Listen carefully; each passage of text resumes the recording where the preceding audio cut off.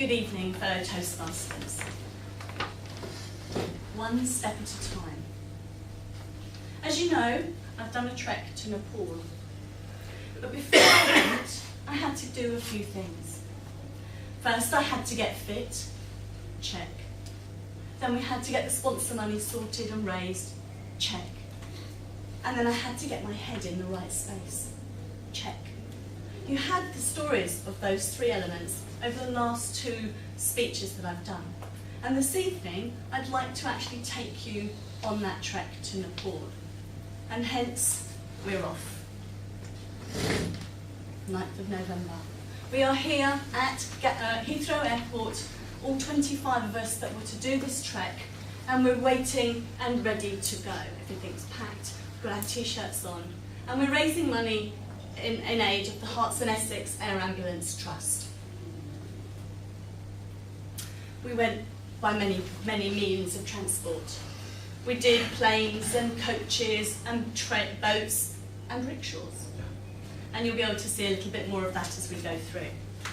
The first part of the journey, we went from Heathrow to Doha. And at Doha we had a 3 or 4 hour layover until our flight from Doha on to Kathmandu.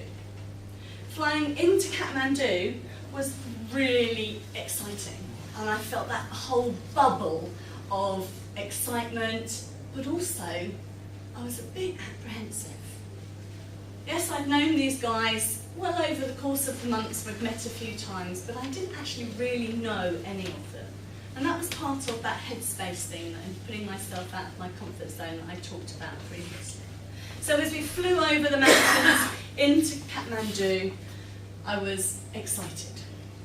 We had a night in Kathmandu, and the next morning had to take a very small aircraft from Kathmandu to Pokhara. Doesn't look that small there, but it was. In fact, we could see the pilot if we wanted to by looking right down the end. And interestingly, there was an air hostess on board too. And she gave us all a drink and a small packet of peanuts for the hour's journey. We got up to our cruising height, and immediately we were coming back down again. So it was a bit of a roller coaster as we went through. Arriving in Pokhara, we had a few hours to spare. So just as this is 24 hours in Pokhara to give us the opportunity to be acclimatised to the altitude. So we had 24 hours there, and in the afternoon we had a practice trek. So we're just going to do a couple of hours up a bit of a mountain to a temple at the top. The temple was on the other side of the lake, so we had to go in little rowing boats. Wasn't expecting that. The next morning we were ready to go, and we loaded ourselves and our bits and pieces into the coach, and we had an hour and a half's journey into the mountains. Once we got into the mountains, they unpacked all our stuff from the coach and then reloaded it onto donkeys. Okay, fortunately we weren't going to have to carry our stuff, we just had to get our backpack ready and off we went. There's the rickshaw. Unfortunately that was in Kathmandu and not on the mountainside, but I thought I'd slip it in there as this first part of what I'm talking about was the modes of travel and transport that we used. So in day one we'd taken that coach up into the mountains, unloaded and started. And day one, we trekked from Nepal to Hillay. This was a distance of 8 kilometres, so not too far, and just a nice 4-hour gentle stroll. We climbed to a height of about just under 1,500 metres, 1,490. And this was generally the landscape in which we were walking. So it was not too bad, slightly on a bit of an incline, but generally, it was fairly easy underfoot for the first couple of hours. This bridge is fairly significant. This was actually the first bridge that we crossed. And whilst actually it wasn't a very deep ravine, it was actually quite a wiggly bridge. And that picture there actually shows me being really brave and actually walking across that bridge. But actually the shot before that was me holding on. But I thought, no, I've got to do it and step out. So again, I'm stepping out of my comfort zone. Day 2. This is when we trekked from Hillay to Durali. 12 kilometres, taking 8 hours. Climbing to an altitude of 2,583 metres. Now you'd think that 12 kilometres actually isn't that very far, but why on earth was it going to take us 8 hours? Well, the terrain had changed.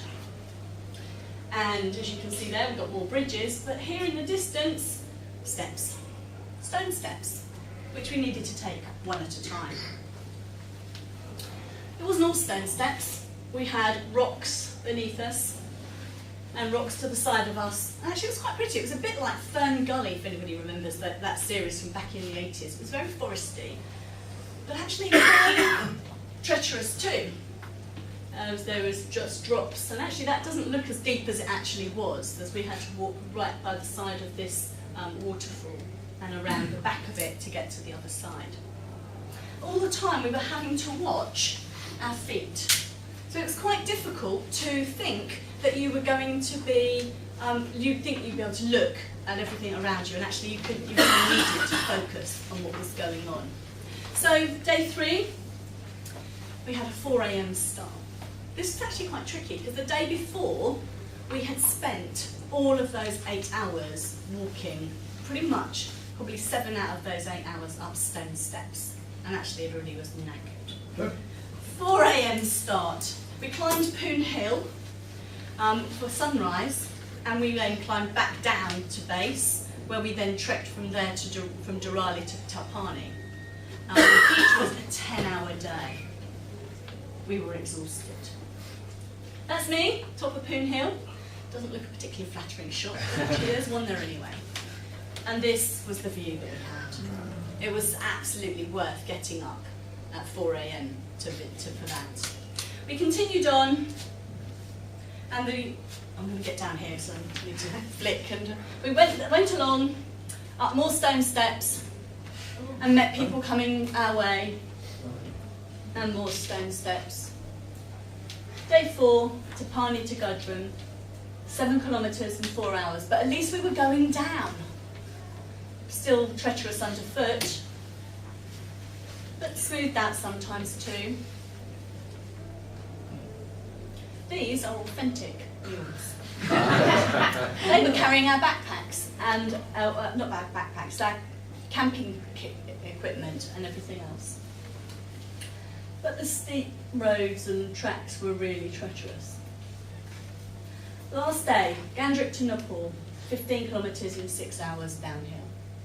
Downhill is actually more difficult than up, and I'd actually any day rather than go up and up and up. This is just a few more of us walking and meeting some people on the way.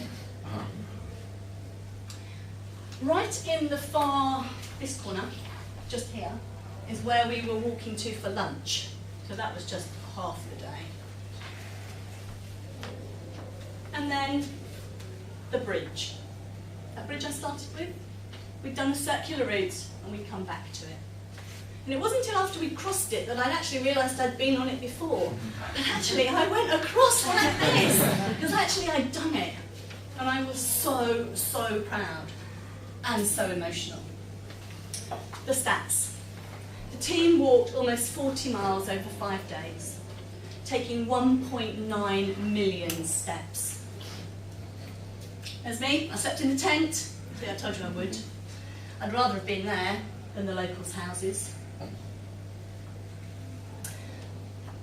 Local shop, selling lots of eggs. I'm sorry, can you see? And this is a vegetable shop, not a lot of vegetables in it. And this one is a lady cooking chickens with a blowtorch. That is honestly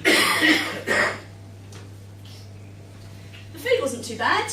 This is us in the evening, and you can see it's cold, so we still have got our hats and coats, etc. on. And here is just some of the selection of food that we had. I would like to say it tasted better than it looks. We had quite a lot of carbohydrate, porridge. Authentic lamb stew. Let me tell you, it was worse than it looked.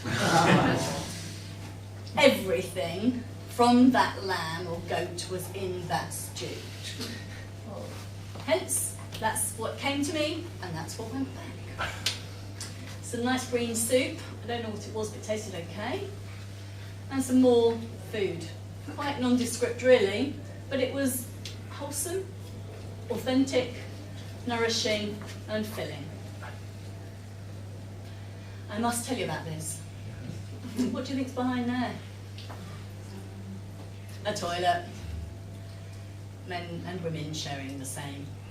Now you can understand why I did not want to get up in the night to go to the toilet, because in the daylight it was bad enough, but in the dark with a head torch was much fun, as you can see. There was a shower that we could use, and I admit only had one shower in 5 days and didn't wash my hair, and I wasn't going to have another shower because it was awful. So that's it, the trek's done, check. Collectively we raised over £54,000 for the Essex and Hertfordshire Ambulance Trust, and personally I raised just under £4,000. There's everybody that went. At the end of that crossing of that bridge we were met by some local children with lots of balloons. So that's my journey, one step at a time. And I would just like to say, put yourself out of your comfort zone sometime and do it one step at a time.